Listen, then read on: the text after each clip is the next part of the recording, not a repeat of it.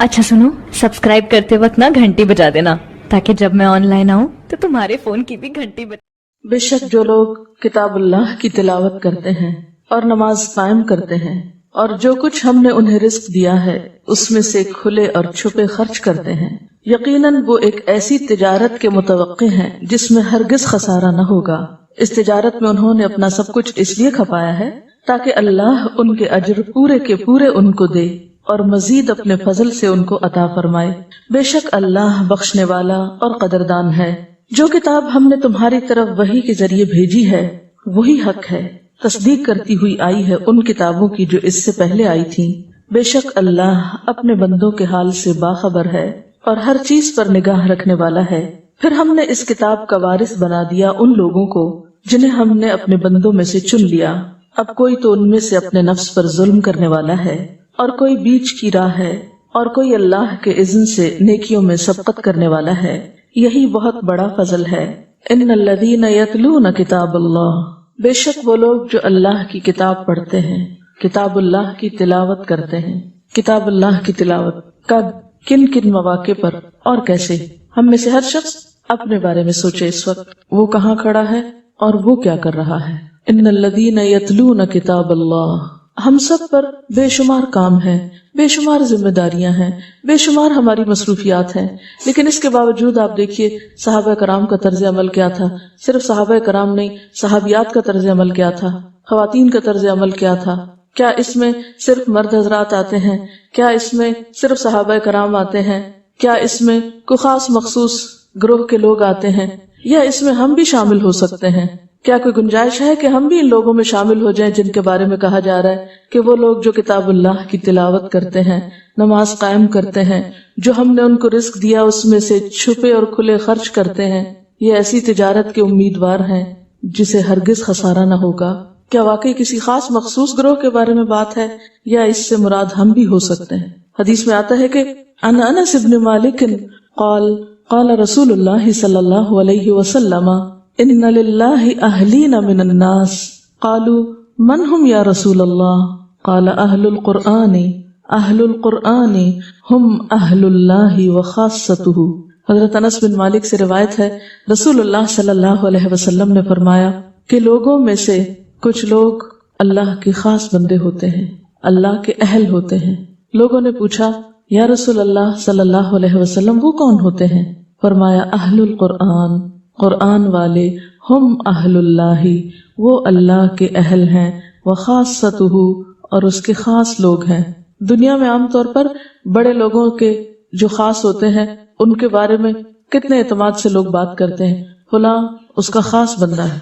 मसलन किसी प्रेसिडेंट का या प्राइम मिनिस्टर का या किसी मिनिस्टर का, कहते फलां उसका खास बंदा है। या लोग दुनिया के किसी बड़े के खास होने के लिए कैसी कैसी मशक्कतें करते हैं, कैसी कैसी तमन्नाएं रखते हैं। तो अल्लाह के खास बंदे बनने के लिए अहले कुरान बनना होगा, और अहले कुरान बनने के लिए फिर कुरान की तिलावत, और कुरान की तिलावत भी सबसे बेहतरीन मौके पर, यानी नमाज के अंदर। ला हसद इल्ला फिस्नतैन रजुलन आताहुल्लाहुल कुरान फहुव यक़ूमु बिही आना अल-लैल व आना अन-नहार। नहीं जायज हसद मगर दो लोगों पर, रजुलन आताहुल्लाहुल कुरान फहुव यक़ूमु बिही आना अल-लैल व आना अन-नहार, कि वो शख्स जिसको अल्लाह ने इल्म दिया और फिर वो उसको दिन रात सिखाता हो। और यक़ूमु बिही का मतलब क्या है? नमाज में क़याम, या फिर तदरीस के लिए क़याम, उसको पहुंचाने के लिए। लेकिन पहला माना इसका नमाज ही का क़याम है, क्योंकि आना अल-लैल व आना अन-नहार व रजुलन आताहुल्लाहु मालन फहुव युनफ़िक़ुहु आना अल-लैल व आना अन-नहार। और दूसरा वो शख्स जिसको अल्लाह ने माल दिया हो और फिर वो अल्लाह की रजा में हर आन खर्च करता हो। इन दो लोगों को देखकर इंसान के दिल में ख्याल आना चाहिए कि काश हमारे अंदर भी ये चीज हो, हम भी खैर और भलाई के ऐसे ही काम करने वाले हों। यह हदीस एक और तरह से भी रिवायत हुई है, लेकिन इस अंदाज से इसे मुस्नद अहमद, बुखारी, मुस्लिम, नसाई, तिर्मिज़ी और इब्न माजा ने रिवायत किया है। इतनी मसरूफ जिंदगी में तो इतना भी हो जाए कि नमाज पढ़ ली जाए या नमाज पूरी कर ली जाए, उसमें वॉलंटरीली खुद तिलावत का एहतमाम। एक तो ये था ना, रमजान में कोई पढ़ रहा है तो हम भी पीछे खड़े हैं, सुन रहे हैं। ये तो सुनना है, ये खुद तिलावत करना तो नहीं है। खुद तिलावत तो वो है जो आप अपने مرضی سے اپنے چناؤ کے ساتھ اپنے وقت میں کریں. نماز میں آپ دیکھیے کہ تلاوت کیسے ہو سکتی ہے جب تک کہ قرآن پاک کا کچھ حصہ یاد نہ ہو. یاد کرنے کے لیے ہماری کوشش کتنی ہے، اور پھر یاد ہو جائے تو اس کو یاد رکھنے میں ہم کتنے کانشیس ہیں. یجیء القرآن یوم القیامتی، قیامت کے دن قرآن آئے گا. فیقول، پھر وہ کہے گا یا ربی، اے رب، حلہ، اس شخص کو آراستہ کیا جائے، یعنی صاحب قرآن کے لیے سفارش کرے گا کہ اس کو آراستہ کیا جائے. فیلبس تاج الکرامتی، تو اس شخص کو کرامت یعنی عزت کا تاج پہنایا جائے گا. ثم یقول یا رب زدہ، پھر قرآن سفارش کرے گا یا رب اور اضافہ کیجیے اور پہنائیے. فیلبس حلۃ الکرامتی، پھر وہ مزید عزت کا یا کرامت کا تاج پہنایا جائے گا. ثم یقول، پھر قرآن کہے گا یا رب ارض عنہ، اے رب اس شخص سے راضی ہو جا. فیرضی عنہ، تو اللہ تعالیٰ اس بندے سے راضی ہو جائیں گے. فیقال لہ، پھر اس کو کہا جائے گا اقرأ، پڑھو، ورقہ، اور چڑھتے جاؤ. ویزاد بکل آیت حسنہ، اور ہر آیت کے ساتھ ساتھ اس کی نیکی یا بھلائی میں اضافہ کیا جاتا رہے گا. ایک اور جگہ پر آتا ہے کہ جنت کی سیڑھیاں اتنی ہی ہیں جتنی قرآن کی آیات ہیں. جو جتنی آیات جانتا ہوگا، جتنی پڑھے گا، اتنی سیڑھیوں تک چڑھے گا.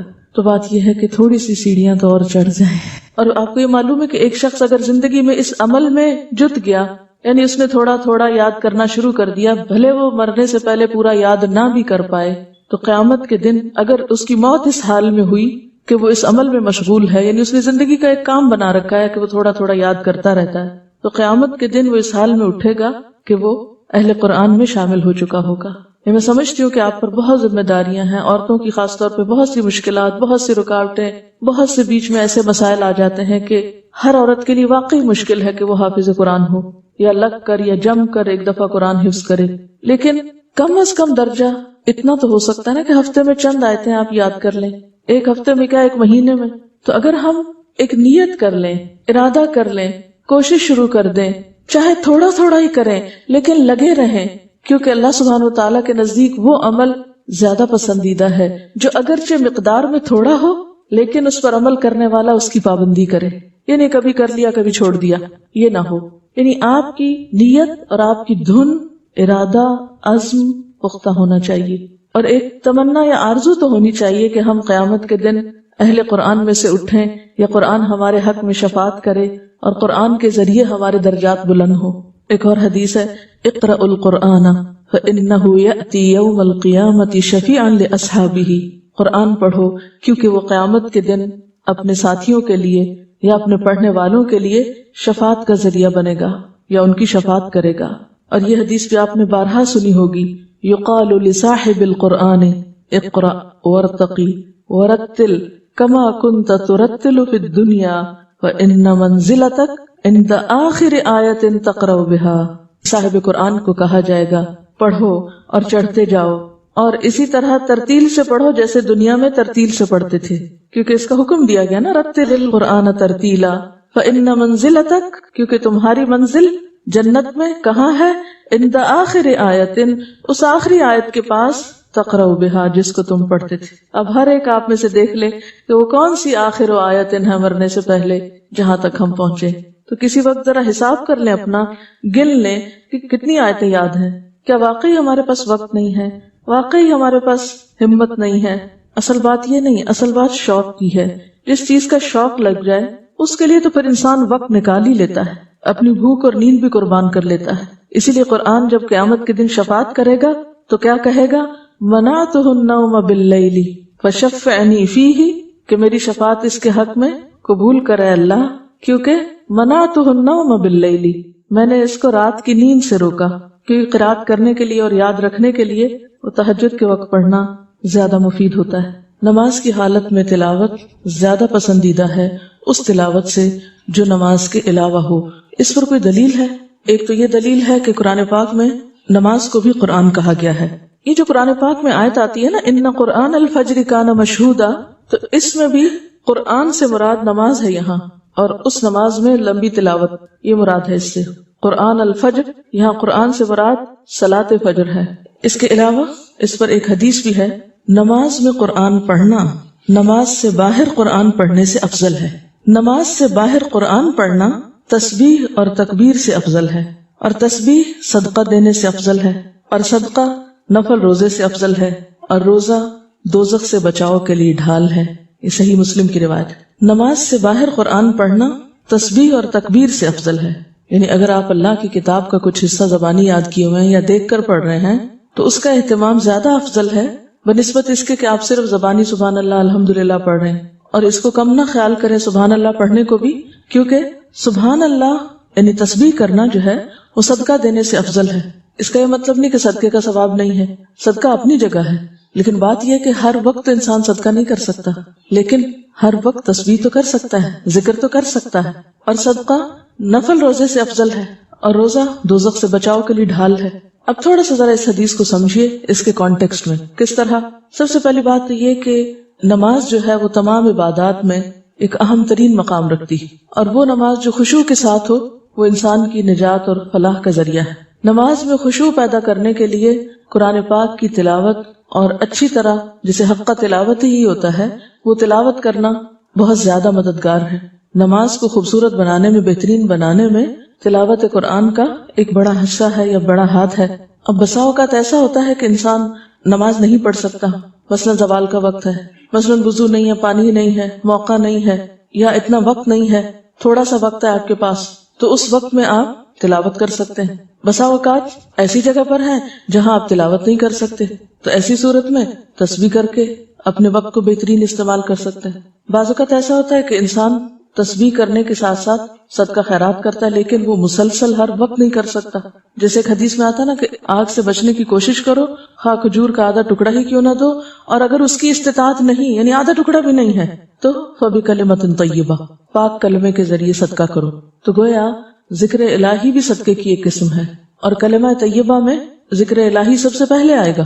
یعنی لوگوں سے اچھی بات کرنا تو اس کا معنی ہے ہی، لیکن زبان سے کوئی بھی اچھی بات، اور سب سے اچھی بات اللہ کا ذکر ہو سکتی ہے۔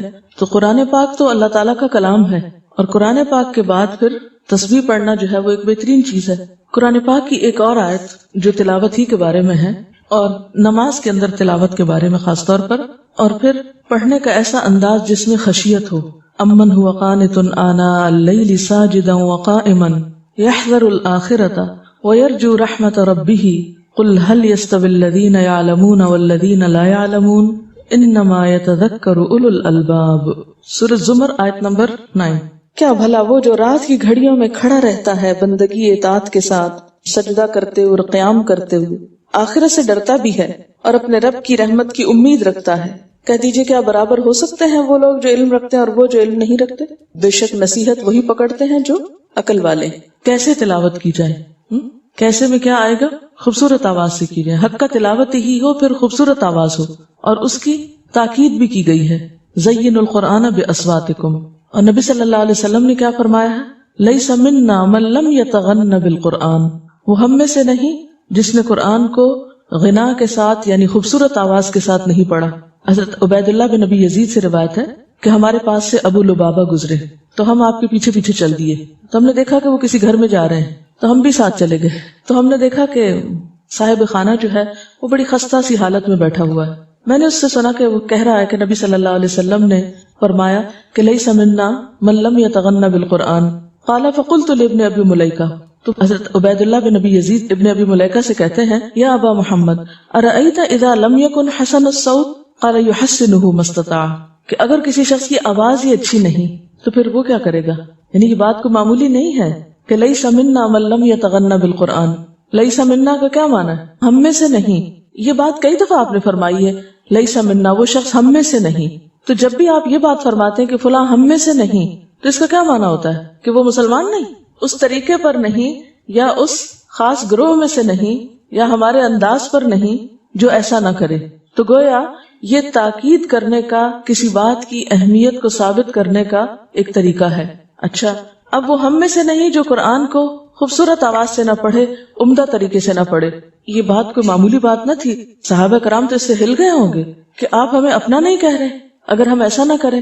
تو اس پر ان میں سے ایک کو فکر ہوئی اور اس نے دوسرے سے پوچھا کہ اگر کسی کی آواز ہی اچھی نہ ہو، کیونکہ کچھ لوگ ایسے ہوتے ہیں نا کہ جن کی آواز قدرتی طور پر اس کے اندر غنا ہوتا ہے، وہ تھوڑی سی بھی کوشش کریں تو بہت خوبصورت آواز ہوتی ہے ان کی، لیکن بعض لوگ کوشش بھی کریں تو ان کی آواز میں خوبصورتی نہیں پیدا ہوتی.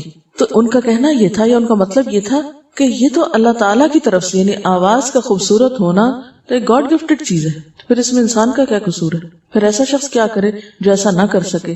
تو انہوں نے جواب دیا یحسنہ ما استطاع، اسے خوبصورت بناتا رہے جتنی بھی اس میں استطاعت ہے. یعنی ہر شخص سے اس کی پھر استطاعت کا امتحان ہوگا کہ اس نے کوشش کتنی کی، اس کی ایفرٹ کتنی تھی، اس نے اس پہ توجہ کتنی دی. یعنی تحسین القراءہ اگرچہ فرائض میں سے نہ بھی ہو لیکن اس کی اہمیت کچھ کم نہیں. اور نبی صلی اللہ علیہ وسلم کو پڑھنے کا طریقہ کیا ہوتا تھا؟ ہر آیت کو ٹھہر ٹھہر کر بلند آواز کے ساتھ اور الفاظ کو لمبا کر کے ترتیل سے پڑھتے تھے. ترتیل کا لغوی معنی کیا ہے؟ یہ جو دانت ہیں ہمارے، یہ جس طرح ایک دوسرے کے ساتھ جڑے ہوئے بھی ہیں اور الگ الگ بھی ہیں، اس کیفیت کو ترتیل کہا جاتا ہے لغت میں.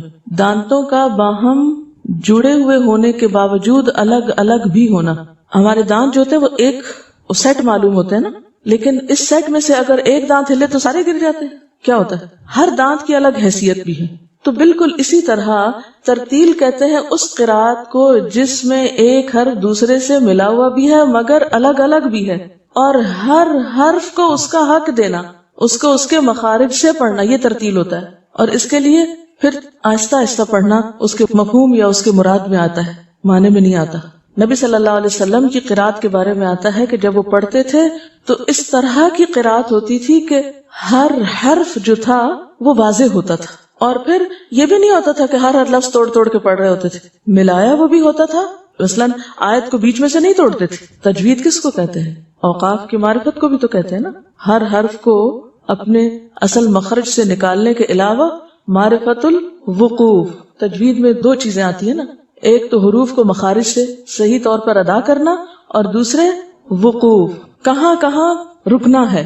یہ نہیں کہ جہاں جی چاہے روک دیا، اور اگر کسی وجہ سے سانس لمبا نہیں ہوتا روکنا پڑا تو پھر آپ یہ نہیں کہ آپ وہیں آدھا توڑ کے وہیں سے دوبارہ شروع کریں، پھر آپ کو پیچھے سے ملانا پڑے گا.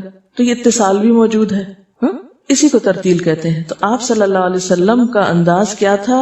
ہر آیت کو ٹھہر ٹھہر کر بلند آواز کے ساتھ اور الفاظ کو لمبا کر کے قرات فرماتے تھے، یعنی مد اور شد وغیرہ کا حق دے کر. اور پھر صحیح مسلم کی روایت میں آتا ہے آپ اطمینان سے ٹھہر ٹھہر کر قرآن پڑھتے تھے. جہاں کوئی تسبیح کی آیت آتی تو آپ سبحان اللہ کہتے، یعنی اللہ کی کوئی قدرت اور نشانی آتی سامنے. جہاں کوئی التجا کرنے کی آیت آتی، جس میں کوئی دعا ہے یا کوئی اللہ تعالیٰ سے کچھ مانگا گیا ہے تو وہاں التجا کرتے. جہاں پناہ مانگنے کی آیت آتی آپ پناہ مانگتے. لیکن پھر یاد رکھیے کہ اچھی آواز محض نغماتی صوت نہیں، یعنی نغمہ آواز ہی نہیں، بلکہ آپ نے اس کی ایک پہچان دے دی ہے، اور وہ بہت زبردست پہچان ہے.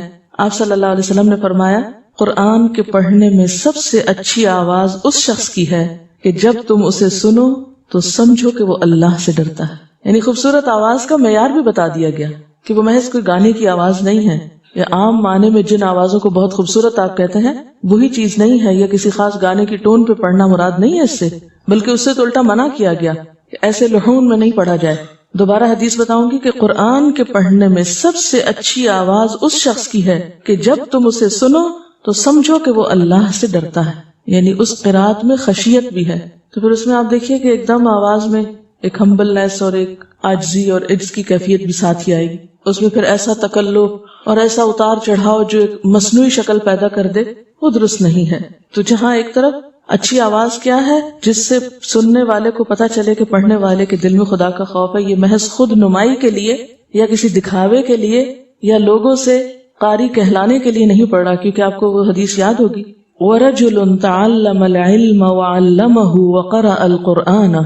وَرَجُلٌ تَعَلَّمَ الْعِلْمَ، ایسا شخص جس نے علم حاصل کیا، وَعَلَّمَهُ اور اس کو سکھایا، وَقَرَأَ الْقُرْآنَ اور قرآن کی قرات کی، فَأُتِيَ بِهِ اس کو لایا جائے گا، فَعَرَّفَهُ نِعَمَهُ اس کو اس کی نعمتیں یاد کرائی جائیں گی، یعنی دنیا میں جو اس شخص کو ملی تھی. فَعَرَفَهَا ان کو پہچان لے گا، اعتراف کرے گا. قَالَ تو اللہ تعالیٰ پوچھے گا فَمَا عَمِلْتَ فِيهَا ان نعمتوں کو پا کر تم نے پھر عمل کیا کیا؟ قَالَ تَعَلَّمْتُ الْعِلْمَ وَعَلَّمْتُهُ وَقَرَأْتُ فِيكَ الْقُرْآنَ جھوٹ بولے گا، کہے گا میں نے علم سیکھا اور سکھایا اور تیری خاطر قرآن پڑھا. قال کذبت اللہ تعالیٰ فرمائیں گے تم نے جھوٹ بولا. ولكنك تعلمت العلم ليقال عالم تم نے تو اس لیے علم حاصل کیا کہ تمہیں عالم کہا جائے. عالمہ کا کورس کر رہے تھے تم، عالم بن رہے تھے، عالم کہلوانا چاہتے تھے، عالم بننے کے شوق میں یہ سب کچھ کیا تھا. وَقَرَأْتَ الْقُرْآنَ لِيُقَالَ هُوَ قَارِئٌ، اور قرآن اس لیے پڑھا تھا کہ لوگ کہیں فلاں قاری، وہ قاری. فَقَدْ قِيلَ، وہ کہہ دیا گیا، بہت مشہوری ہو گئی تمہاری. ثُمَّ أُمِرَ بِهِ، پھر اس کے بارے میں حکم دیا جائے گا. فَسُحِبَ عَلَى وَجْهِهِ، تو اس کو اس کے چہرے کے بل گھسیٹا جائے گا.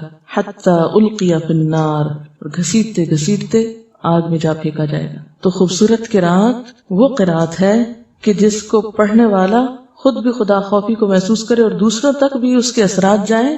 تو دن میں کوئی ایک نماز تو ایسی ہونی چاہیے، ایک بار تو دن میں کوئی وقت ایسی قرات کا ہونا چاہیے کہ جس میں پڑھتے وقت محسوس بھی کرے. بہرحال قرآن پاک کا یاد کرنا اور اس کو پڑھتے رہنا، اور یاد کیے ہوئے کو پڑھنا آسان ہوتا ہے، اور عام تسبیح وغیرہ کرنے سے بھی بہتر ہے آپ قرآن کی کوئی سورت تلاوت کر لیں. مثلا واک کر رہے ہیں، ویسے تو سبحان اللہ استغفر اللہ وغیرہ پڑھتے ہی رہتے ہیں چلتے پھرتے، لیکن مثلا اگر آپ کو معلوم ہے کہ آپ کو 15 منٹ واک کرنی اور 15 منٹ میں آپ کوئی سورت پڑھ سکتے ہیں تو آپ کیوں نہ وہ پڑھ لیں. لیکن یہ اسی صورت میں ہو سکتا ہے جب آپ کو کچھ حصہ قرآن پاک کا زبانی یاد ہو. اور اس میں یاد کرنے کے بارے میں ایک حدیث ہے، اے ابو ذر، اگر تو صبح اٹھتے ہی قرآن مجید کی ایک آیت سیکھ لے تو وہ تیرے لیے 100 رکعت نفل پڑھنے سے زیادہ بہتر ہے. کیونکہ نفل بھی تو آپ تبھی اچھے پڑھ سکیں گے نا جب آپ کو قرآن کا کچھ حصہ یاد ہوگا. اگر وہ یاد نہیں تو نفل میں کیا پڑھیں گے. سویرے پڑھنے کی عادت ڈالیں. اور سیکھنے میں کیا ہے، مثلاً اگر آپ کو ریڈنگ نہیں آتی تو ریڈنگ سیکھ لیں، ریڈنگ آ گئی ترجمہ سیکھ لیں، ترجمہ آ گیا حفظ کر لیں. سیکھنے کے کئی درجے ہیں. ترمذی کی ایک اور روایت سناتی ہوں، قرآن مجید کی تعلیم حاصل کرو پھر اس کو پڑھو. جو شخص قرآن سیکھتا ہے پھر اس کو پڑھتا ہے اور رات کو قیام کر کے اس کی تلاوت کرتا ہے، رات کو قیام کر کے اس کی تلاوت کرتا ہے، اس کی مثال اس تھیلی کی سی ہے جو مشک سے بھری ہوئی ہے اور اس کی خوشبو ہر جگہ پھیلتی ہے. اور جس شخص نے قرآن سیکھا اور پھر سو گیا یعنی رات کو اٹھ کے پڑھا نہیں اس کو نماز میں، اور قرآن مجید اس کے پیٹ میں ہی رہا، یعنی سینے میں، پیٹ سے مراد سینہ ہے، اس کی مثال مشک کی اس تھیلی کی سی ہے جس کا منہ بند کر دیا گیا ہو. اسی طرح وہ شخص جو قرآن مجید کی تلاوت میں اتنا مشغول رہتا ہے کہ دیگر اذکار کے لیے اور اللہ سے دعا اور سوال کی فرصت نہیں پاتا، یعنی وقت نہیں ملتا اس کو لمبی دعا مانگنے کا بھی، تو اللہ تعالیٰ اس کے بارے میں خود فرماتا ہے کہ وہ اس پر خوش ہو کر وہ تمام چیزیں اس کو عطا کر دیتا ہے جن کے بارے میں وہ اللہ کے حضور دستے سوال دراز کرنا چاہتا تھا، یعنی جو وہ مانگنا چاہتا تھا اور مانگ نہ سکا. ہم قرآن پاک زیادہ کیوں نہیں تلاوت کر پاتے؟ اس کی کیا نفسیاتی وجہ ہوتی ہے؟ تسبیحات رہ جائیں گی، فلانا وظیفہ رہ جائے گا، فلاں ذکر رہ جائے گا، فلاں چیز چھٹ جائے گی. یہ ایک ہوتا ہے، یہ میں آپ کی بات نہیں، میں تو اپنی بات کر رہی ہوں کہ فلاں چیز پھر رہ جائے گی، اگر اس سے زیادہ پڑھا تو بس اتنا ہی یہ کافی ہے. اب لیکن بعض اوقات ایسا ہوتا ہے کہ جیسے آپ نے اپنا روزانہ کے روٹین میں جو بھی آپ کو توفیق ہے، ربع کی، نصف کی، 1 پارے کی، 2 کی، جو بھی آپ پڑھتے ہیں، سو ہر ایک کا اپنا اپنا ہوتا ہے. اس کے بعد اب یاد کر کے پھر پڑھنے کے لیے، کیونکہ میری مشکل یہ ہے کہ میں کھڑی ہوں نماز میں، اچھا والذین تھا کہ فالذین تھا، جو ہی یہ خیال آتا ہے وہ ایک دم تلاوت کا جو لطف ہے وہ حرام ہونے لگتا ہے. اچھا پھر کیا کرتی ہوں، وہ بند کر کے پھر جا کے قرآن پاک میں سے کھول کے پھر میک شور کرتی ہوں کہ نہیں فالذین ہی تھا. اب جب بہت سی آیتیں اگر آپ نے دن میں ہر نماز میں الگ الگ پڑھنی ہے اور ہر دفعہ کو خلل ہو گیا تو چلے ہر دفعہ ہر وقت نہیں دیکھ سکے تو صبح میں تو ایک وقت ہونا چاہیے نا جس میں آپ اپنی ایسی چیزوں کی دہرائی کر لیں جو پیچھے آپ نے یاد کی ہوئی ہے، جو آگے آپ یاد کر رہے ہیں. نہیں، اب آپ کہیں اوہو اس سے تو بہت ٹائم لگ جاتا ہے، میں یہی بار بار دہراتی رہوں، بہتر ہے کچھ اور پڑھ لوں. بعض اوقات ایسا بھی ہوتا ہے. تو بات یہ ہے کہ اگر ایسی کیفیت بھی ہو تو اس وقت تسلی رکھیں کہ اگر آج آپ کی دعا مانگنے سے رہ بھی گئی اور آپ قرآن ہی کو یاد کرنے میں تھوڑا اور وقت لگا کے، تو وہ دعائیں اللہ تعالیٰ خود ہی قبول فرما لیں گے، بلکہ اس سے بھی بہتر عطا کریں گے جو آپ کو اس مشغولیت کی وجہ سے رہ گئی. تو اس لیے اس عمل کو معمولی نہ سمجھے، کیونکہ اللہ کے کلام کی فضیلت باقی ہر کلام پر ایسی ہی ہے جیسی خود اللہ تعالیٰ کی ذات کو باقی ساری مخلوق پر. اور یہ بھی یاد رکھیے کہ اگر ہم اس کے لیے کوشش نہیں کر رہے تو یہ نہ سمجھیں کہ کوئی فرق نہیں پڑتا، دنیا میں سارے لوگ حافظ تھوڑی ہیں. اور یہ بھی یاد ہے کہ اس وقت یہ جو باتیں آپ سے کی جاتی ہیں اس سے کوئی مقصود آپ سب کو حافظ بنانا ہی نہیں ہے، بلکہ قرآن کا کچھ نہ کچھ حصہ سینے میں رکھنا ہے. کیونکہ نبی صلی اللہ علیہ وسلم نے فرمایا جس شخص کے قلب میں قرآن کا کوئی حصہ بھی نہیں، یعنی کچھ بھی حفظ نہیں اس کو، وہ ویران گھر کی طرح ہے. یعنی جس شخص کا سینہ قرآن سے خالی ہے اس کا سینہ ویران ہے. تو قرآن تو سینے کا نور ہے، روشنی ہے. اور آپ صلی اللہ علیہ وسلم نے یہ بھی فرمایا اے قرآن والو، قرآن کو اپنا تکیہ اور سہارا مت بنا لو، بلکہ رات اور دن کے اوقات میں اس کی تلاوت کیا کرو. یعنی تلاوت صرف مخصوص اوقات میں نہیں، رات اور دن جب بھی موقع ملے. یعنی ابھی ہم پڑھتے رہے نا کہ صبح میں پڑھیں، صبح میں، وہ تو ایک پابندی کے لیے کہ پھر ایک دفعہ صبح چھوٹ گیا تو دنیا کے کاموں میں ایسا لگے گا کہ دوبارہ مشکل ہو جائے گی. تو اس لیے آغاز ہی دن کا. اور ویسے بھی حضرت ابو ذر کی وہ روایت کہ صبح سویرے اٹھ کے ایک آیت یاد کرنا جو 100 نفل سے بہتر ہے، تو وہ تو اس لیے صبح کی بہت پابندی ہوئی. لیکن صبح کے علاوہ دن اور رات کے کسی بھی وقت میں قرآن کا پڑھنا، آنا اللیل و آنا النہار کی بات آتی ہے، تو فرمایا کہ دن اور رات کے اوقات میں اس کی تلاوت کرو جیسا کہ اس کی تلاوت کا حق ہے، اور اس کو پھیلاؤ، یعنی قرآن آگے بھی سکھاؤ، اسے خوش الہانی سے پڑھو، اس میں تدبر کیا کرو، امید رکھو کہ تم اس سے فلاح پا جاؤ گے، اور اس کا بدلہ جلد حاصل کرنے کی کوشش نہ کرنا. اتنا میں تو درس قرآن دیتی ہوں، کوئی سمجھتا ہی نہیں کچھ. اتنے سالوں سے پڑھا رہی ہوں، لوگ ٹھیک ہی نہیں ہو رہے. مسئلہ ایسی مایوسی آنے لگتی ہے نا، اتنا پڑھا ہے میرا تو وہ مسئلہ حل ہی نہیں ہوا ابھی تک. تو اس کا بدلہ جلد طلب کرنے کی کوشش نہ کرنا، جلدی نہ کرنا اس معاملے میں، کیونکہ آخرت میں اس کا ثواب لازماً ملنے والا ہے. یعنی اگر دنیا میں کوئی بظاہر فائدہ نظر نہ بھی آیا تو آخرت میں اس کا فائدہ ملنے والا ہے، مل کے رہے گا. فکر نہ کرو.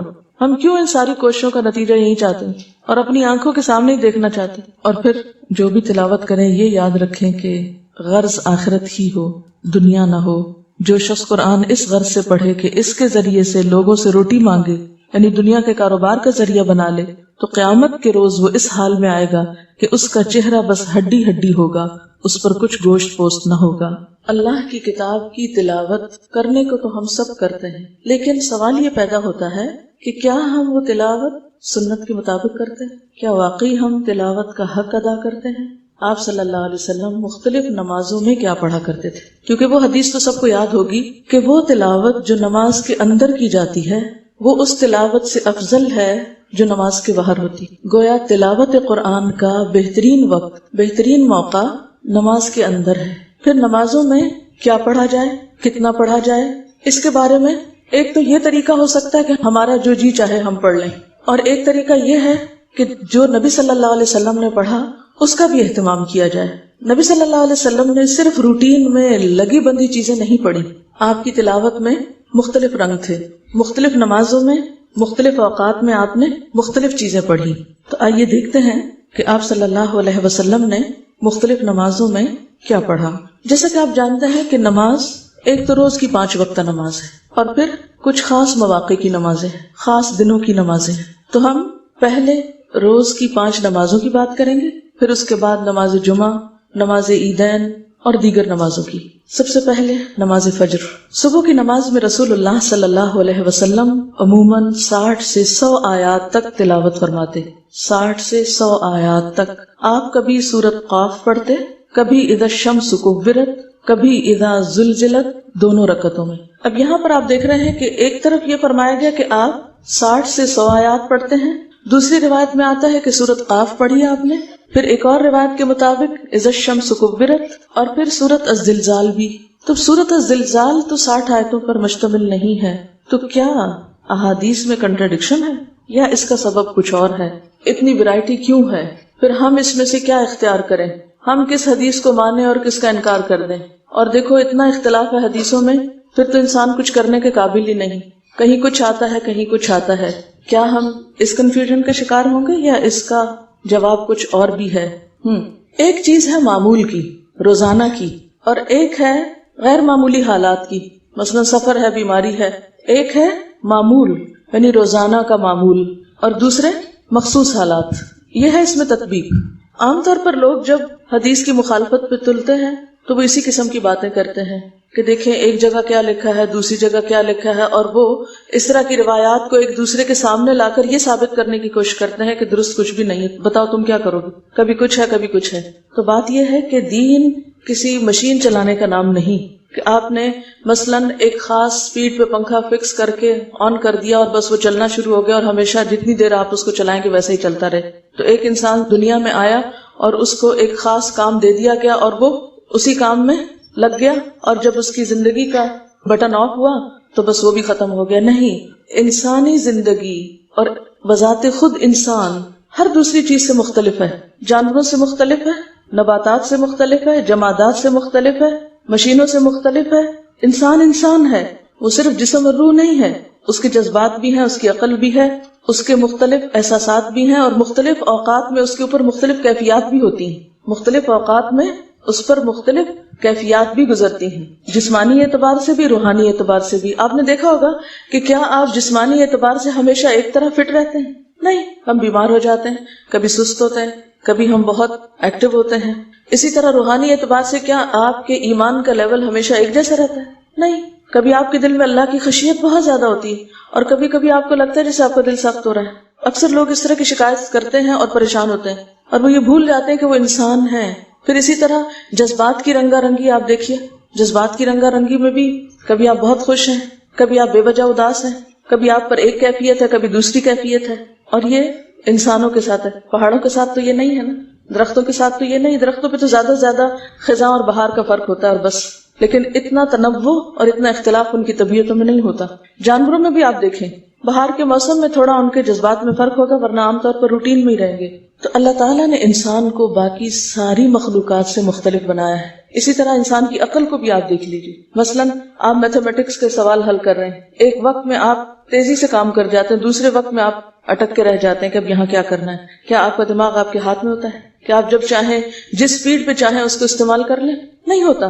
بالکل اسی طرح انسان پر گزرنے والے حالات بھی مختلف ہوتے ہیں، کبھی بیمار ہے، کبھی وہ سفر میں ہے، کبھی وہ کسی اور مشکل میں ہے۔ مثلاً آپ کے گھروں میں ایک آپ روٹین کی زندگی بسر کرتے ہیں، لیکن اس کے ساتھ ہی روٹین کب ٹوٹتی ہے؟ جب کوئی مہمان آ جاتا ہے، کوئی بیمار ہو جاتا ہے گھر پہ، آپ کو کہیں جانا پڑ جاتا ہے۔ تو ایسی صورت میں آپ جو ایک روٹین فالو کر رہے تھے مخصوص، وہ برقرار نہ رہی آپ کی، اب آپ کو کس چیز کی ضرورت ہے؟ کسی دوسری چیز کی ضرورت پیش آ گئی۔ ہمارے دین میں وسعت ہے، ہمارے دین میں ہر قسم کے حالات کے مطابق چلنے کی صلاحیت موجود ہے، اسی لیے ہمارا دین دین فطرت ہے۔ وہ انسانی جسم اور انسانی جذبات اور انسان کے اوپر مختلف کیفیات کو کیٹر کرتا ہے اور اس کے مطابق ہمیں تعلیمات دی گئی ہیں۔ قرآن پاک میں ایک سورت ہے، سورت الرحمن، اس میں 3 آیتوں کے آخر میں میزان آتا ہے۔ کبھی آپ نے غور کیا کہ آسمان کو اس نے بلند اٹھایا ہے اور ایک میزان رکھ دیا ہے؟ اتنا بلند ہے کس وجہ سے؟ میزان کے ساتھ، اس کی بلندی میزان کے ساتھ ہے۔ میزان کو آپ دوسرے لفظوں میں کیا کہیں گے؟ بیلنس۔ اور بیلنس کیسے قائم کیا جاتا ہے؟ ایکسٹریم رویوں سے نہیں، ہر چیز اس کی جگہ پر، ہر مقام کے لیے ایک مقال۔ وَالسَّمَاءَ رَفَعَهَا وَوَضَعَ الْمِيزَانَ أَلَّا تَطْغَوْا فِي الْمِيزَانِ، اس بیلنس کو نہیں چھیڑنا۔ وَأَقِيمُوا الْوَزْنَ بِالْقِسْطِ وَلَا تُخْسِرُوا الْمِيزَانَ، تطغوا بھی نہیں کرنا، تخسروا بھی نہیں کرنا۔ تطغوا کیا ہوتا ہے؟ ہاتھ سے بڑھنا، تخسروا کیا ہے؟ کم کرنا۔ تو کیا ہو گیا؟ بیلنس نہیں۔ دین کا حسن میزان میں ہے، بیلنس میں ہے، نہ تطغوا میں ہے نہ تخسروا میں ہے۔ اب ایک عمل ہے کہ آپ نماز میں 60 سے 100 آیتیں پڑھیں، لیکن اگر آپ بیمار پڑ گئے ہیں تو آپ کو پکڑ کے کھڑا کیا جائے گا کہ نہیں اتنا ہی پڑھو؟ نہیں، کیفیات گزرتی ہے نا انسان پہ، مصروفیات مختلف ہوتی ہیں، کبھی بچے چھوٹے ہیں، کبھی آپ خود بوڑھے ہو گئے ہیں، کبھی ایک مسئلہ ہے، کبھی دوسرا مسئلہ ہے۔ ہم لوگوں نے جو دین میں سختی پیدا کر دی ہے کہ بس ایک اس سے ہٹنا نہیں، اگر 60 سے 100 ہے تو ہٹنا ہی نہیں اس سے، دنیا ادھر سے ادھر ہو جائے، بچے روتے رہیں، گھر والے چیختے چلاتے رہے ہمارے لیے، ہم تو سنت پر عمل کر رہے ہیں اور سنت کو بدنام بھی کر رہے ہیں ساتھ ساتھ۔ جب علم تھوڑا ہوتا ہے تو اسی قسم کی شدتیں آتی ہیں لوگوں کے رویوں میں، اور پھر لوگ دین سے متنفر ہوتے ہیں، وہ کہتے ہیں یہ کیسا دین ہے؟ اس لیے نبی صلی اللہ علیہ وسلم کی سنت ہمارے لیے ایک بہترین میزان ہے، بہترین نمونہ ہے۔ ہر طرح کے حالات کی رعایت کی گئی ہے، اس رعایت کی وجہ سے آپ کا عمل مختلف مواقع پر مختلف ہے، اور جب عمل مختلف ہے تو احادیث میں مختلف روایتیں آئیں گی، جب روایتیں مختلف آئیں گی تو وہ کنٹراڈکشن نہیں ہوگی، وہ کیا ہوگا؟ انسانی ضروریات، نفسیات، حالات کا تقاضا۔ اور ان رخصتوں کو اگر کوئی انسان ختم کرے گا تو وہ ظالم کہلائے گا۔ جیسے اللہ تعالیٰ پابندیوں کو پسند کرتا ہے، اسی طرح رخصتوں کو بھی انسان کا اختیار کرنا اس کے نزدیک پسندیدہ ہے۔ اور پھر اس میں آپ دیکھیں، نماز میں ایکسیپشنل حالتیں ہیں، روزے میں ہیں، صدقہ خیرات میں ہیں، فرائض میں ہیں، معاملات میں ہیں، ہر جگہ پر ہے۔ اور دین کا حسن اسی میں ہے کہ ان حالات کی رعایت کی جائے، ان کو سمجھا جائے، ٹھیک ہے نا؟ اگر یہ بیک گراؤنڈ یا پس منظر آپ کو سمجھ آ گیا تو باقی حدیثیں اب میں جو ذرا تیز بھی پڑھوں گی اس پر آپ کو پریشانی نہیں ہوگی کہ یہ کیا، اب ہم کیا کریں، یہ کریں کہ وہ کریں۔ اب آپ دیکھ لیں آپ کے حالات کیا ہیں، اس کے مطابق کریں۔ کیا حدیث میں یہ نہیں آتا کہ نبی صلی اللہ علیہ وسلم نماز پڑھا رہے ہوتے تھے، کسی بچے کے پیچھے سے رونے کی آواز آ جاتی تو آپ کیا کرتے؟ میں تو 100 آیتیں پوری کروں گا، روتے ہیں تو روتے رہے۔ یہ کبھی نہیں کیا آپ نے، ٹھیک ہے؟ تو چلیے پھر دیکھتے ہیں کہ سنت کیا ہے۔ حضرت جابر بن سمرہ بیان کرتے ہیں کہ رسول اللہ صلی اللہ علیہ وسلم نماز فجر میں سورۃ قاف والقرآن المجید اور اس کی مانند کوئی اور سورت پڑھتے تھے، یعنی زیادہ یہ پڑھتے تھے یا اتنے ہی سائز کی کچھ اور۔ رسول اللہ صلی اللہ علیہ وسلم نے ہمیں مکہ فتح ہونے کے بعد فجر کی نماز پڑھائی، صحابہ کہتے ہیں، پس سورۃ مؤمنون یعنی قد افلح المؤمنون شروع کی، یہاں تک کہ موسیٰ اور ہارون علیہ السلام یا عیسیٰ علیہ السلام کا ذکر آیا تو نبی صلی اللہ علیہ وسلم کو کھانسی آ گئی اور آپ رکوع میں چلے گئے۔ اس سے کیا پتہ چلتا ہے کہ اگر امام کو کھانسی آ جائے، کوئی غیر معمولی صورت پیش آ جائے تو پھر یا بھولنے لگے تو مقتدیوں کو تنگ نہ کرے کہ وہ کھانستا چلا جائے مائک میں اور ایک شور ہنگامہ ہو جائے اور اس کے بعد پھر شروع کرے اور پھر کھانسی آئے اور پھر شروع کرے۔ کتنی خوبصورتی ہے، یعنی آپ نے وہ ریجیڈیٹی نہیں برتی کہ نہیں میں نے تو سورت پوری کرنے کی نیت سے ارادہ کیا تھا اور اب کچھ بھی ہو جائے یہ تو میں نے پوری کر کے چھوڑی، نہیں، جہاں تک اللہ نے چاہا ہو گئی اور جب اللہ نے چاہا آگے بڑھ گئے۔ حضرت عمر بن حریث روایت کرتے ہیں کہ انہوں نے رسول اللہ صلی اللہ علیہ وسلم کو نماز فجر میں واللیل اذا عسعس یعنی سورۃ تکویر پڑھتے ہوئے سنا، اذا الشمس کورت۔ حضرت عقبہ بن عامر روایت کرتے ہیں کہ میں سفر میں رسول اللہ صلی اللہ علیہ وسلم کی اونٹنی کی مہار پکڑے ہوئے چل رہا تھا، آپ سفر میں نماز صبح کے لیے اترے تو آپ نے صبح کی نماز میں قل اعوذ برب الفلق اور قل اعوذ برب الناس پڑھی۔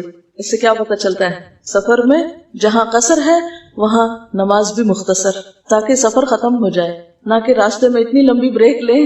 تو اس سے دین کی وسعت اور حالات کے تقاضوں کے مطابق اس کا ڈھلنا پتہ چلتا ہے۔ حضرت معاذ بن عبداللہ کہتے ہیں کہ نبی صلی اللہ علیہ وسلم نے نماز فجر میں دونوں رکعتوں میں اذا زلزلت کی تلاوت فرمائی۔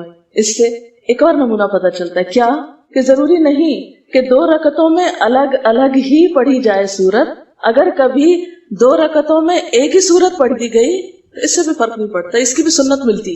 تو گویا ہمارے دین میں ریجیڈیٹی نہیں ہے، بلیک اینڈ وائٹ حکم نہیں ہے، حالات اور ضروریات کے مطابق مختلف سنتیں سکھائی گئی ہیں۔ اسی طرح فجر کی سنتوں کے بارے میں آتا ہے کہ بہت ہلکی قرات کرتے تھے، یہاں تک کہ حضرت عائشہ فرماتی ہے مجھے شبہ گزرتا کہ شاید آپ نے سورت فاتحہ بھی نہیں پڑھی، یعنی مختصر ترین۔ اس سے پہلے تہجد کی نماز طویل ترین ہوتی تھی، پھر آپ فجر کی سنتوں کی پہلی رکعت میں قل یا ایھا الکافرون اور دوسری میں قل ھو اللہ پڑھتے تھے، اور قرات بھی تیز ہوتی تھی۔ تو حق کا تلاوت ہی میں ہمیشہ بہت رک رک کے پڑھنا بھی نہیں، ضرورت پڑنے پر تیز بھی پڑھا جا سکتا ہے۔ اچھا، اگر ہمارے ساتھ کبھی ایسا ہو کہ ہمیں نماز جاری، سورج نکلنے والا اور تیز پڑھنی پڑے تو ہم سارا دن ملال میں رہتے ہیں کہ آج تو لگتا ہے فجر پڑھی نہیں۔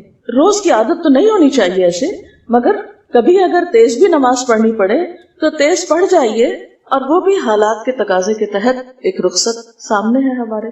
اس سے کیا پتہ چلتا ہے کہ آپ صلی اللہ علیہ وسلم فجر کی سنتیں مختصر پڑھتے، قل یا ایھا الکافرون اور قل ھو اللہ پڑھتے، فرض لمبے پڑھتے روٹین میں، لیکن حسب ضرورت آپ نے اختصار بھی فرمایا اور دونوں رکعتوں میں ایک سورت بھی پڑھی۔ یہ ہے خلاصہ ساری گفتگو کا۔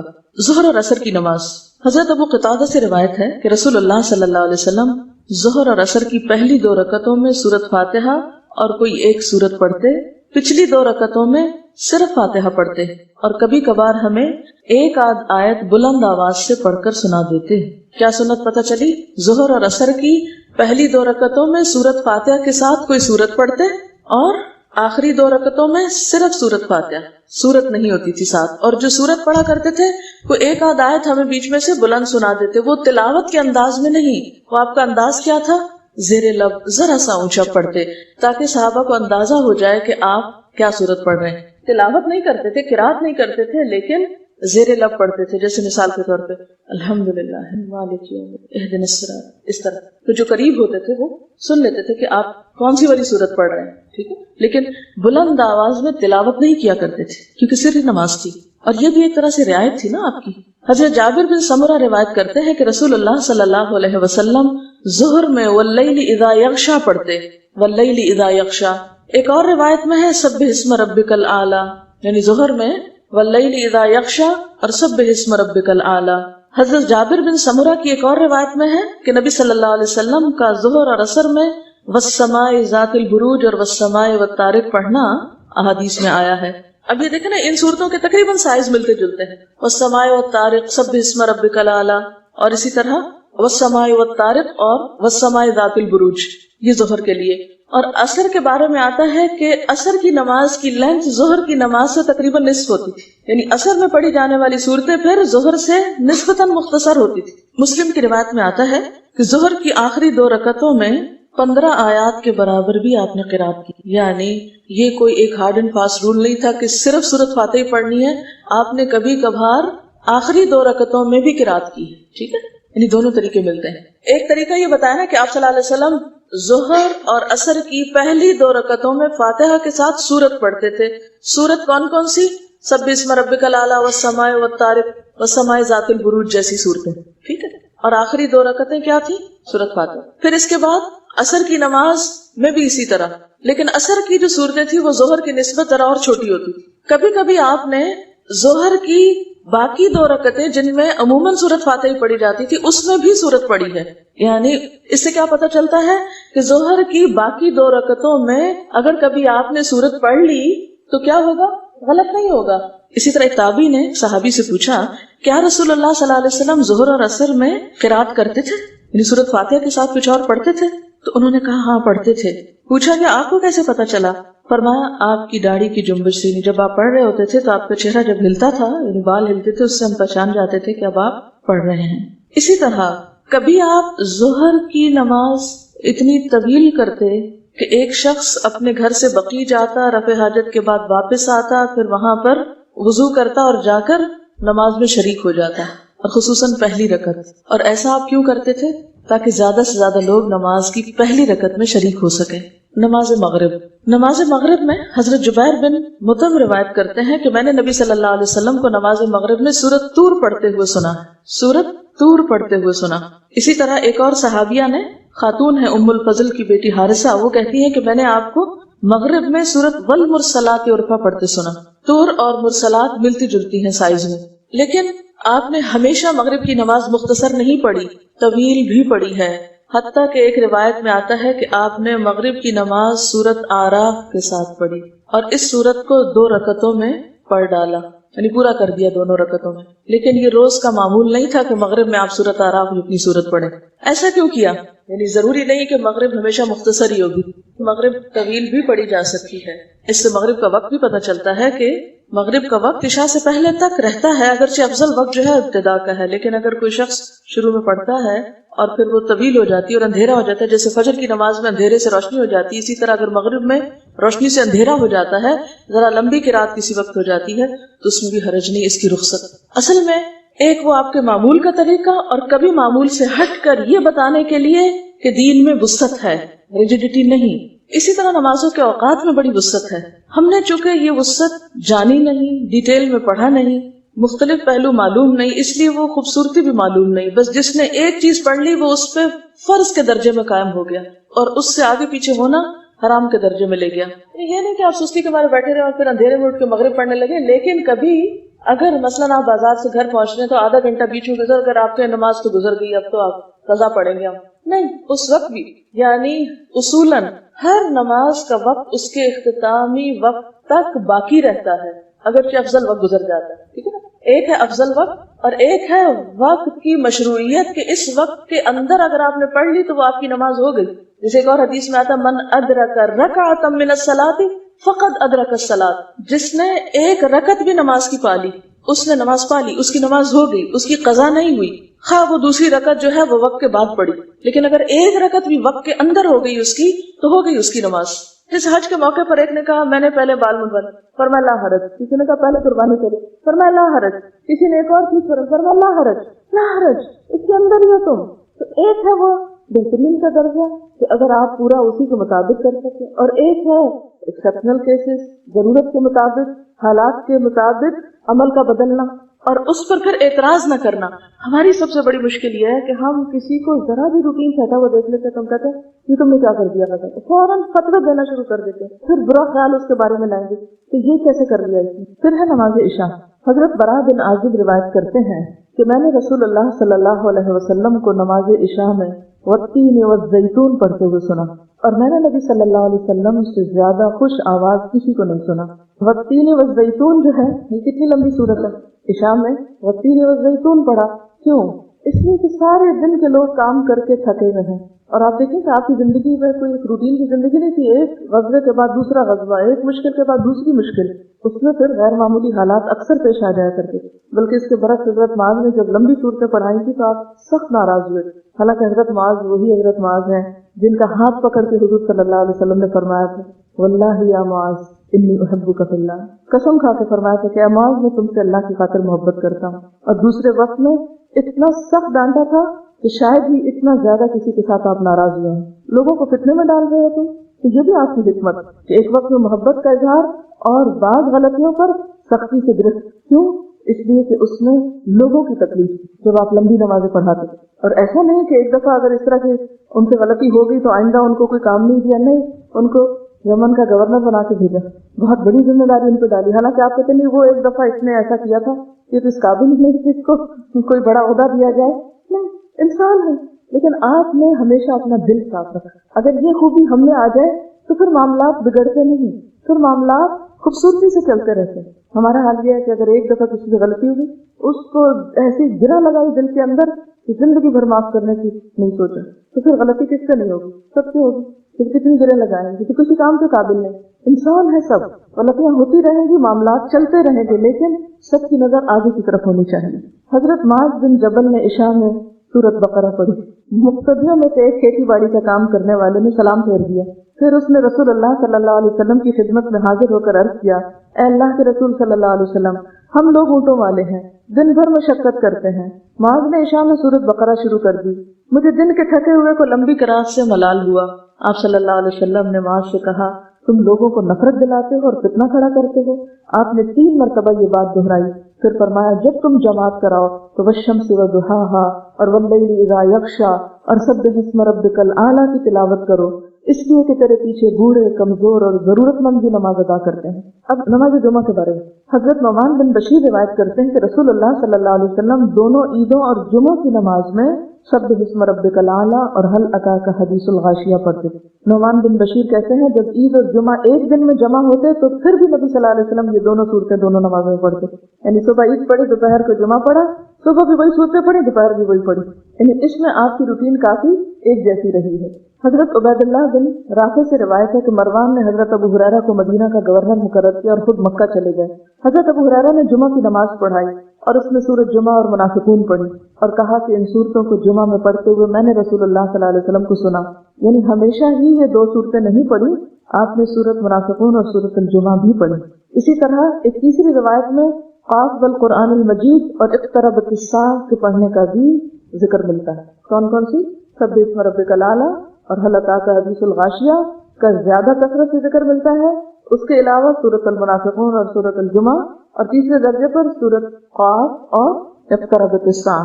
جمعہ کے دن نماز فجر میں آپ پہلی رکعت میں سورۃ السجدہ پڑھتے اور دوسری میں الدہر پڑھتے، یعنی پہلی میں الف لام میم تنزیل الکتاب اور دوسری میں هل اتى علی الانسان حین من الدہر۔ تلاوت میں قرآن پاک پورا کہاں پڑھا گیا، یعنی آپ صلی اللہ علیہ وسلم زیادہ تر قرآن پاک کہاں پڑھا کرتے تھے؟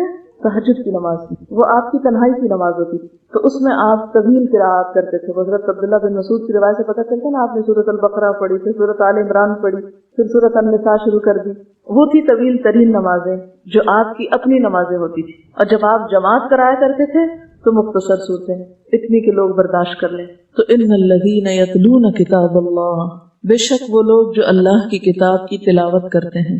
تو سب سے افضل تلاوت نماز کے اندر کی تلاوت ہے، پھر اس کے بعد فجر کے وقت کی تلاوت ہے جو نماز کے اندر ہو، یا پھر نماز کے بعد دن کا آغاز قرآن کی تلاوت سے، اور اس کے بعد باقی نمازوں میں اور تلاوت کا موقع کون سا ہوتا ہے جس میں آپ صلی اللہ علیہ وسلم نے سونے سے پہلے کچھ صورتیں پڑھنے کو سکھائیں، سورۃ الملک، الف لام میم السجدہ۔ اصل بات یہ کہ جب تک ہم ارادہ نہیں کریں گے نا، سچا ارادہ ہو نہیں سکے گا یہ کام۔ ہم ارادہ کرتے ہوئے بھی گھبراتے نہیں، ہم کر نہیں سکیں گے۔ شیطان ہمیں پہلے درجے پہ مایوس کرتا ہے، تم یہ نہیں کر سکتے، تم تو نہیں کر سکتے، تمہارے پاس وقت نہیں ہے کرنے۔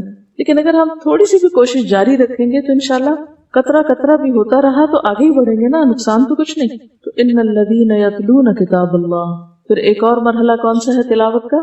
جب بھی آپ کو فرصت ملے، جب بھی آپ فارغ ہوں، سفر میں، حضر میں، زبانی پڑھیں یا دیکھ کے پڑھیں۔ اس کے بعد یہ کہ جب آپ کسی کو سکھا رہے ہوتے ہیں اس وقت بھی پڑھ رہے ہوتے ہیں۔ اسی طرح رات کا تیسرا پہر، ویسے تو یہ کہ سونے کے بعد جب بھی آپ اٹھ جائیں، لیکن سحری کے وقت جو ہوتا ہے نا نماز سے پہلے کا، وہ خاص وقت ہوتا ہے دعاؤں کی قبولیت کا. تو ہمیں جب عمل کرنے میں مشکل ہوتی ہے تو وہ کس بات کی؟ اصل میں ہمیں سلیقہ نہیں ہے کہ کون سا کام کب کرنا ہے، کتنا کرنا ہے اور کیسے کرنا ہے. یہ حکمت نہیں ہے ہمارے اندر، لہٰذا ہم تمنائیں رکھتے ہوئے بھی وہ کر نہیں پاتے جو ہمیں کرنا چاہیے. میں چاہوں گی کہ آیت کے اس پہلے حصے پر آپ کو عمل کرنے کا سلیقہ آ جائے، سنت کے مطابق جو کچھ اللہ کے رسول صلی اللہ علیہ وسلم نے کیا اور جو اس کے بعد صحابہ کرام نے کیا، صحابیات نے کیا، اور جو اصل قابل قبول طریقہ ہے. ہم نے وہ طریقے تو سارے بھلا دیے، چھوڑ دیے، ان سے انجان ہو گئے، اور کب تلاوت کرنے لگے؟ جب کوئی فوت ہو جائے، اس موقع پہ قرآن خوانی، یا جب کوئی نیا گھر لے. کوئی حرج نہیں اس وقت بھی پڑھ لیا جائے اگر نیا گھر لیتے وقت یا نئے گھر میں منتقل ہوتے وقت. لیکن وہ چیزیں جن کی براہ راست سنت میں دلیل نہیں، ان چیزوں کو تو ہم نے زندگی کا ایک لازمی جز بنا لیا. اور جس طریقے پر آپ خود تلاوت کرتے تھے، آپ کے صحابہ کیا کرتے تھے، ان سارے طریقوں کو بھول گئے، ان مقامات کو ہم چھوڑ بیٹھے. تو اصلاح کیسے ہو سکتی ہے جب تک ہم اصل پہ نہ پلٹیں؟ سب سے بہترین طریقہ قرآن کو یاد رکھنے کا نماز میں پڑھنا ہے. اگر آپ جتنا کچھ بھی یاد کیا ہوا ہے اس کو کچھ چیزیں ڈیلی، کچھ ہفتہ وار، کچھ مہینے میں ایک بار. اس لیے ہمیں ان اسباب پر بھی غور کرنا ہے کہ ہم تیزی نہ کریں، جلدی نہ کریں، تھوڑا تھوڑا کریں، لیکن مستقل، مسلسل. کیونکہ وہ کام اللہ تعالیٰ کو زیادہ پسند ہے جو اگرچہ کوانٹٹی میں بہت تھوڑا ہو لیکن اس کو چھوڑا نہ جائے. اس کے اثرات ہی کچھ اور ہوں گے. تو آپ ان سب چیزوں کو دہرانا شروع کر دیں. اسی طرح نوافل میں آپ قرآن پاک کو کھول کر دیکھ کر بھی پڑھ سکتے ہیں. اب تو ایسے سٹینڈ بھی ملتے ہیں جن پر آپ قرآن پاک کھول کر سامنے رکھ لیں. جب آپ قیام میں کھڑے ہوں تو وہ ڈائس کی طرح کے سٹینڈز ہیں بہت ہلکے، کہ جن کو آپ ذرا سا ہاتھ کے حرکت سے آگے کر لیں اور دیکھ کے پڑھتے رہیں. اور جب آپ رکوع پہ جانے لگے تو ایک طرف کر دیں. اس سے نہ تو قرآن پاک کی بے ادبی ہوتی ہے اور نہ ہی اس میں بہت ورقہ پلٹنے میں یا رکھنے میں یا اٹھانے میں کچھ مشکل ہوتی ہے. میں نے خود الحمدللہ اس طرح تقریباً ایک دفعہ پورا قرآن پاک جو ہے وہ نماز میں دیکھ کے پڑھا ہے. یعنی اتنا پڑھتی تھی میں کہ پلٹنا نہ پڑے. جو سعودی عرب کا قرآن پاک ہے نا جس میں آیت ختم ہو جاتی ہے ہر صفحے پہ، تو ایک دفعہ کھول لیا، اس میں پڑھ لیا ایک رکعت میں، اگلی میں پھر اطلاع کھول کے. اس سلسلے میں جو قرآن پاک کی تلاوت اور یاد کرنے کے بارے میں تھوڑے سا آپ کو حضرت ام ورقہ کے بارے میں بتاتی ہوں تاکہ آپ کا شوق تھوڑا سا اور بڑھ سکے. حضرت ام ورقہ الانصاریہ رضی اللہ تعالی عنہا کے بارے میں آپ صلی اللہ علیہ وسلم نے صحابہ کو فرمایا کہ ہمارے ساتھ چلو ایک شہید کی زیارت کریں گے. یعنی آپ خود ان کی زیارت کرنے کو جاتے تھے یا ان کی ملاقات کے لیے جایا کرتے تھے. ان خاتون کو یہ سعادت کس وجہ سے ملی تھی کہ آپ ان کی زیارت کرنے آتے؟ کتاب اللہ کے علم کی وجہ سے، کتاب اللہ کے یاد کرنے کی وجہ سے. یہ قرآن کریم کو جمع بھی کرتی تھی، معنی میں تدبر کرتی، فہم اور حفظ دونوں ہی بہت مضبوط تھے ان کے، اور نماز کے اندر ان کا پڑھنا بھی بہت عمدہ تھا. ابن حجر اسقلانی نے ان کی عبادت اور قرآن کے اہتمام کے بارے میں لکھا ہے کہ انہوں نے قرآن پڑھا ہوا تھا تو حضرت صلی اللہ علیہ وسلم سے اپنے ہاں مؤذن مقرر کرنے کی اجازت مانگی. ایک اذان تو مسجد نبی میں ہوتی تھی تو انہوں نے اپنے گھر میں ایک مؤذن مقرر کرنے کی اجازت مانگی تو آپ نے اجازت مرحمت فرمائی اور ان کو حکم دیا کہ اپنے گھر والوں کو نماز پڑھایا کریں. سنن نبی داؤد کی روایت ہے. عبد الرحمن جو حدیث کے راوی ہیں وہ کہتے ہیں کہ میں نے ان کا مؤذن دیکھا تھا، وہ ایک بہت بوڑھا شخص تھا جو آپ صلی اللہ علیہ وسلم نے ان کے لیے مقرر کیا تھا. اس طرح حضرت ام ورقہ نے اپنے گھر کو مسجد بنا لیا جس میں تمام نمازیں ادا کی جاتی، اور یہ نبی صلی اللہ علیہ وسلم کے اشارے پر ہوا، یعنی آپ کی اجازت سے ہوا. اور اس میں ان کے گھر کے بچے اور عورتیں وغیرہ آس پاس کی وہ نماز پڑھا کرتی تھی. غزوہ بدر میں انہوں نے اجازت مانگی تھی نبی صلی اللہ علیہ وسلم سے کہ مجھے بھی ساتھ جنگ پر لے جائیں، میں وہاں مریضوں کی خدمت کروں گی، ہو سکتا ہے اللہ تعالیٰ مجھے شہادت نصیب فرما دے. آپ نے فرمایا اپنے گھر میں قرار سے رہو، اللہ تعالیٰ تمہیں شہادت نصیب فرمائیں گے، یعنی تمہاری یہ خواہش پوری ہو جائے گی. یہ لوٹ آئیں اور انتظار کرنے لگی کہ مجھے کیسے شہادت ملتی ہے. نبی صلی اللہ علیہ وسلم جب ان کی مزاج پرسی کے لیے تشریف لاتے تو کچھ صحابہ کرام کو ہمراہ لے آتے اور فرماتے ہمارے ساتھ چلو، ہم ایک شہید کی زیارت کریں گے. یعنی ان کو دنیا میں ہی شہادت کی خوشخبری دی اور پھر ان کو شہیدہ کے نام سے پکارا بھی کرتے تھے. نبی صلی اللہ علیہ وسلم کی وفات کے بعد عہد صدیقی میں بھی ان خاتون کا یہی طریقہ رہا، یعنی ان کی عبادت اور تقوی. حضرت عمر رضی اللہ تعالیٰ عنہ کے دور میں بھی حضرت عمر بھی ان کا بہت لحاظ فرماتے اور آپ صلی اللہ علیہ وسلم کی پیروی میں ان کی مزاج پرسی فرمایا کرتے تھے. عیادت نہیں، مزاج پرسی. کہیں آپ ایسا نہ سمجھے کہ وہ جب کبھی بیمار ہوتی تھی تو تبھی آپ آ کے ان کی عیادت کیا کرتے تھے. مزاج پرسی یعنی ان کا حال حوال معلوم کرنے کے لیے جاتے. تو ان کی شہادت کیسے ہوئی؟ حضرت ام ورقہ کے ایک غلام اور ایک باندی تھی، ان سے اپنی موت کے بعد آزادی کا وعدہ کر چکی تھی، تو ان سے صبر نہیں ہو رہا تھا، تو انہوں نے ان کو قتل کر دیا اور فرار ہو گئے. جب صبح ہوئی تو حضرت عمر نے فرمایا واللہ آج میں نے اپنی خالہ ام ورقہ کی تلاوت کی آواز نہیں سنی. پھر وہ ان کے گھر میں داخل ہوئے تو کچھ نظر نہ آیا. جب کمرے میں داخل ہوئے تو وہ ایک کونے میں چادر میں لپٹی پڑی تھی. حضرت عمر نے فرمایا کہ اللہ اور اس کے رسول نے سچ فرمایا تھا صلی اللہ علیہ وسلم. پھر آپ منبر پر تشریف لایا، حکم فرمایا کہ ان دونوں کو میرے پاس ڈھونڈ کے لاؤ، یعنی قاتلوں کو. چنانچہ انہیں پکڑ کر لایا گیا. آپ نے ان سے پوچھا، انہوں نے اعتراف کر لیا تو آپ نے ان کو پھانسی دینے کا حکم دیا. مدینے میں یہ پہلے شخص تھے جنہیں پھانسی دی گئی تھی. اس وقت حضرت عمر نے فرمایا رسول اللہ صلی اللہ علیہ وسلم کی بات صحیح ثابت ہو گئی. آپ ہمیں فرمایا کرتے تھے ہمارے ساتھ چلو، ایک شہید کی زیارت کریں گے. کیا پتہ چلا ان کی تلاوت کی آواز کون سنتے تھے؟ پردہ تھا ان کی آواز کا. کسی خاتون کے پاس نبی صلی اللہ علیہ وسلم کا صحابہ کو لے کر آنا اور ان کو شہادت کی بشارت دینا، یہ سب کچھ کس بنا پر؟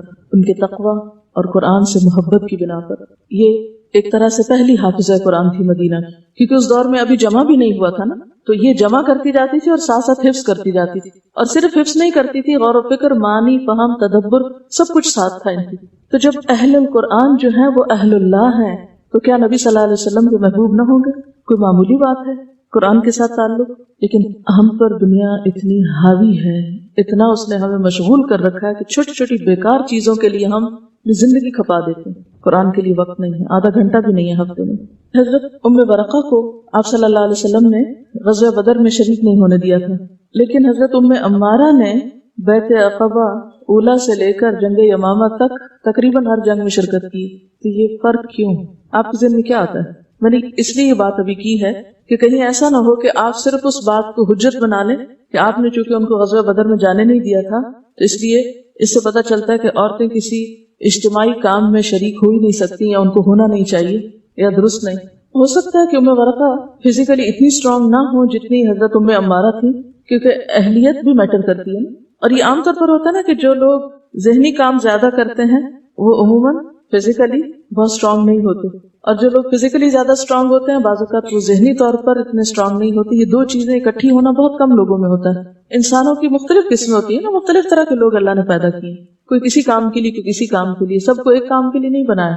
پھر آپ دیکھیں کہ صرف ام ورقہ نہیں، اور صحابیات جو ہیں وہ بھی الحمدللہ قرآن پاک کے ساتھ ایک گہرا تعلق رکھتی ہیں. اور پھر خصوصاً نمازوں میں یہ جو بات ہو رہی تھی نا کہ نماز میں تلاوت بہترین وقت ہے قرآن کی تلاوت کا. حضرت اسماء بنت ابی بکر قرآن کے معنی اور قرآن کی بلاغت کی ماہر تھی. اس بات کی گواہی ان کے شوہر حضرت زبیر بن عوام دیتے ہیں. کہتے ہیں میں گھر میں داخل ہوا تو حضرت اسماء نماز پڑھ رہی تھی، تو میں نے سنا کہ وہ یہ آیت تلاوت کر رہی ہیں، یعنی اونچی پڑھ رہی ہوں گی. اللہ تعالیٰ نے ہم پر احسان فرمایا اور ہمیں جھلسنے والے عذاب سے بچایا. یعنی یہ آیت پڑھ رہی تھی اور آگ سے پناہ مانگ رہی تھی، کیونکہ مصنون طریقہ کیا ہے تلاوت کا کہ جب جہنم کی آیات آئے تو پھر جہنم سے پناہ بھی مانگی جائے. کہتے میں کھڑا ہو گیا، سنتا رہا، مسلسل جہنم سے پناہ کی دعا کرتی رہی.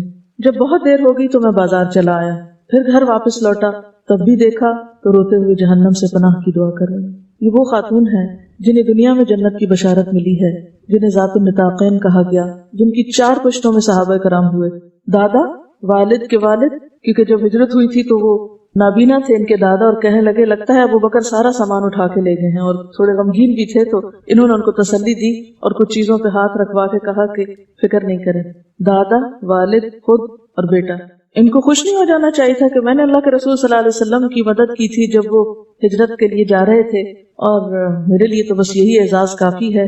تو بات یہ ہے کہ جس کے اندر جتنا فہم زیادہ ہوتا جاتا ہے اس کے اندر اتنی ہی اللہ کی خشیت بڑھتی جاتی ہے. جیسا کہ اس آیت سے بالکل پچھلی آیت میں انما یخشی اللہ من عبادہ العلماء، اللہ کی خشیت اللہ کے علم والے بندوں کو ہی ہوتی. ان الذین یتلون کتاب اللہ واقاموا الصلاۃ، اور پھر آپ دیکھیے کہ تلاوت کے ساتھ ہی پھر اقاموا الصلاۃ کی بات بھی ہو گئی. ساری گفتگو کا خلاصہ کیا ہے؟ ان الذین یتلون کتاب اللہ، اللہ کے کچھ خاص بندے ہیں اور وہ اہل قرآن ہیں. تو قرآن سے تعلق کی اور خصوصاً تلاوت کے تعلق کی قسمیں کون سی ہیں یا کس کس طریقے پہ ہم نے کرنا ہے؟ سب سے پہلے نماز میں فجر کے وقت مختلف مواقع کی مناسبت سے جو صورتیں ہمیں بتائی گئی جو صحیح سنت سے ثابت ہیں. پھر اس کے علاوہ جب بھی فراغت ہو یہ اللہ کی کتاب کو ہمیشہ اپنے ساتھ رکھیں تاکہ دنیا میں بھی ساتھ ہونے کے علاوہ قبر میں بھی ساتھ ہو، آخرت میں بھی ساتھ ہو. ان الذین یتلون کتاب اللہ واقاموا الصلاۃ وانفقوا مما رزقناہم سرا وعلانیۃ یرجون تجارۃ لن تبور. ان 3 کاموں کا اجر کتنا ہے؟ کیا اجر بتایا گیا کہ جو یہ کریں گے کیا اجر پائیں گے؟ ایسی تجارت کر رہے ہیں یہ لوگ، ایسا بزنس کر رہے ہیں جس میں کبھی بھی خسارہ نہیں ہو سکتا، کبھی بھی گھاٹا نہیں، کبھی بھی نقصان نہیں. یرجون تجارۃ لن تبور، ہرگز بھی نقصان نہیں ہے اس میں. لیوفیہم اجورہم ویزیدہم من فضلہ انہ غفور شکور. یہ سب کیوں یہ کام کر رہے ہیں؟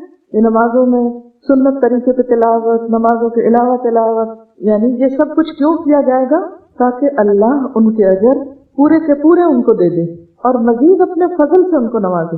یعنی ساتھ ہی یہ یاد رہے کہ یہ سب کچھ کرنے کے باوجود بھی اطمینان نہ ہو جائے کہ ہم بہت اچھے ہو گئے اور ہم نے بہت کچھ کر لیا، بلکہ اللہ اپنے فضل سے ان کو مزید دے.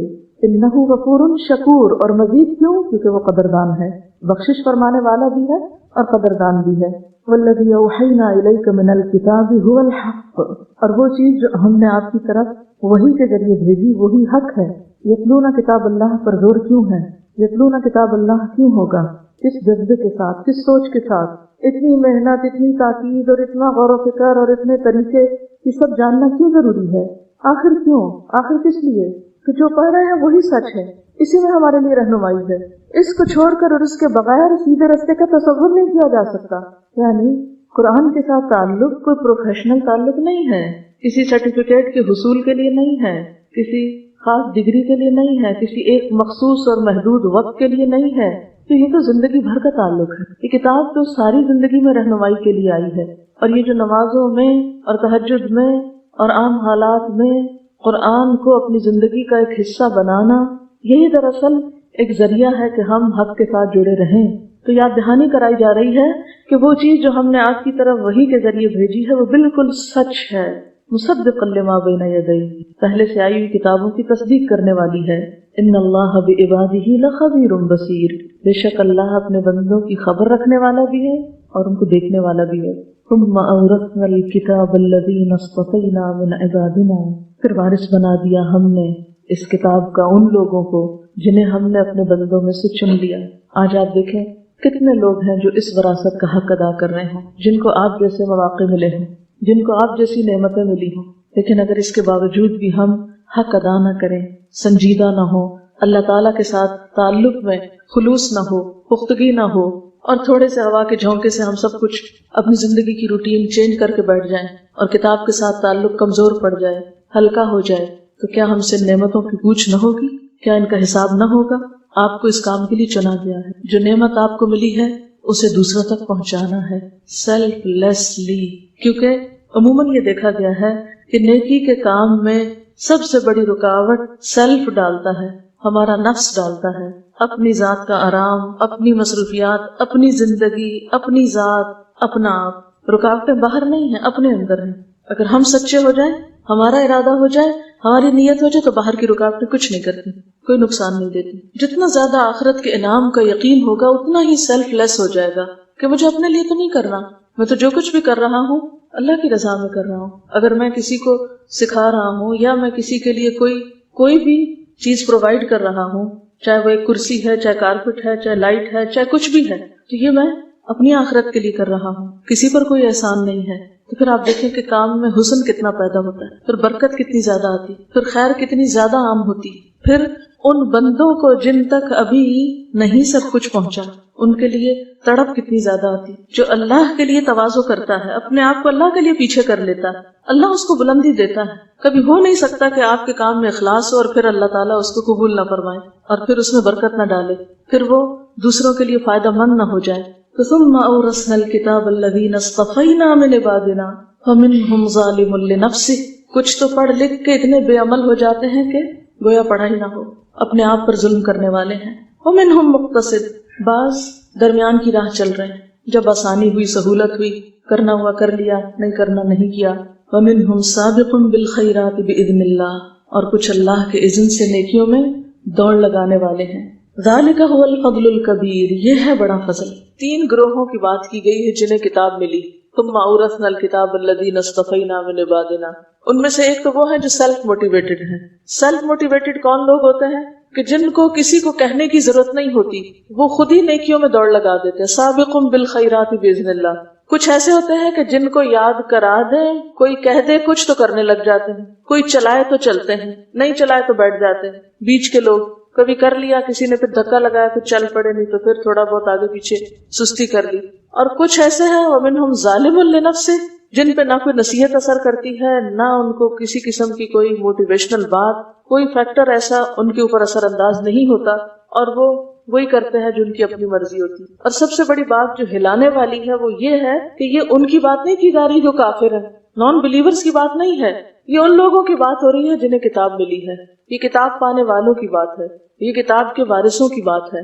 اپنے آپ کو دیکھیں کس کیٹیگری میں ہے۔ کیا آپ یہ سارے کام اپنے شوق اور اپنی خوشی اور اپنے ان پہ کرتے ہیں، یا آپ دوسروں پہ ڈیپینڈ کرتے ہیں؟ کیونکہ اکثر ہم اس چیز کا بہانہ کرتے رہتے ہیں نا کہ ہمارا ماحول ایسا نہیں ہے، ہمیں کوئی یاد کرانے والا نہیں، فلاں کو تو اس کی بھی سپورٹ ہے، اس کی بھی سپورٹ ہے، اس کے تو گھر میں سپورٹ ہے، اس کے تو دوستوں کی سپورٹ ہے، وہ تو چونکہ فلاں جگہ پر جاتا ہے اس لیے وہاں سے اس کو موٹیویشن مل جاتی ہے۔ لیکن آپ دیکھیں کہ جتنے بھی یہ خارجی سہارے ہوتے ہیں یہ عارضی ہوتے ہیں، لیکن اگر آپ کے اپنے اندر ایک سیلف موٹیویشن ہے تو وہ پھر آپ کہیں پر بھی، آپ سمندر کے اندر ہو یا خشکی پر ہو، پاکستان کے اندر ہو یا کہیں باہر ہو، کسی گاؤں یا دیہات میں ہو یا کسی شہر میں ہو، آپ کہیں پر بھی ہو، اس سے فرق نہیں پڑتا، کیونکہ آپ کو جگانے والا آپ کا ضمیر آپ کے اپنے اندر موجود ہے، وہ آپ کو چین نہیں لینے دے رہا۔ اور اصل میں کام تو ایسے ہی لوگ کرتے ہیں جو سیلف موٹیویٹڈ ہوتے ہیں۔ صرف کسی کے یاد کرانے سے، کسی کے کہہ دینے سے، کسی کے شوق دلانے سے، یہ کسی کو دیکھ کر شوق آ جانے سے، ٹھیک ہے وقتی طور پر ابتدا میں انسان کو ضرورت ہوتی ہے، لیکن ساری زندگی ہی اگر انسان بیساکھیوں پہ چلتا رہے